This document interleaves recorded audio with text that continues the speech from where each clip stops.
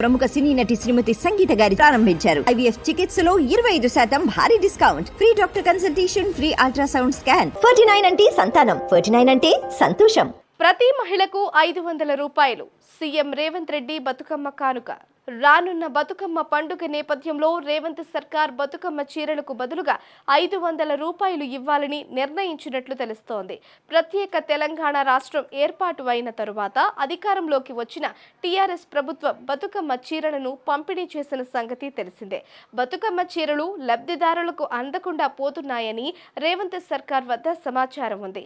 లెక్కల్లో చీరల సంఖ్య బరాబర్ ఉన్నప్పటికీ లబ్ధిదారులకు చేరడం లేదు. బతుకమ్మ చీరలను చాలా మంది కట్టుకోవడం లేదని ప్రభుత్వం భావిస్తోంది.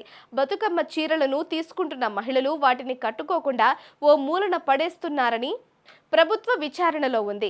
దీన్ని అరికట్టడానికి కాంగ్రెస్ ప్రభుత్వం చీరలకు బదులు 500 రూపాయల నగదును ఇవ్వాలని రేవంత్ సర్కార్ భావిస్తుంది.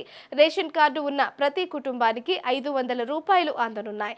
బతుకమ్మ చీరలను అందించే సాంప్రదాయం గత కేసీఆర్ ప్రభుత్వం పరిచయం చేసింది. కాంగ్రెస్ ప్రభుత్వం కూడా బతుకమ్మ చీరలను పంపిణీ చేస్తే ఆ క్రెడిట్ బీఆర్ఎస్ కు వెళ్లిపోతుందని భావించి ఈ నిర్ణయం తీసుకున్నట్లు తెలుస్తోంది. మరొక వైపు రేవంత్ నిర్ణయంపై బీఆర్ఎస్ బగ్గుమంటోంది. తెలంగాణలో మహిళలకు చీరలు ఇచ్చే గౌరవించే సాంప్రదాయం ఉందని బీఆర్ఎస్ గుర్తు చేస్తోంది. బతుకమ్మ చీరలను పంచడం వల్ల చేనేత కార్మికులకు ఉపాధి దొరుకుతుందని బీఆర్ఎస్ వాదన. అయితే ఈ వాదన తిప్పికొట్టే ప్లాన్లో కాంగ్రెస్ ఉంది. గుజరాత్ నుంచి దిగుమతి చేసుకున్న చీరలను గత కేసీఆర్ ప్రభుత్వం పంపిణీ చేసిందని కాంగ్రెస్ నేతలు అంటున్నారు.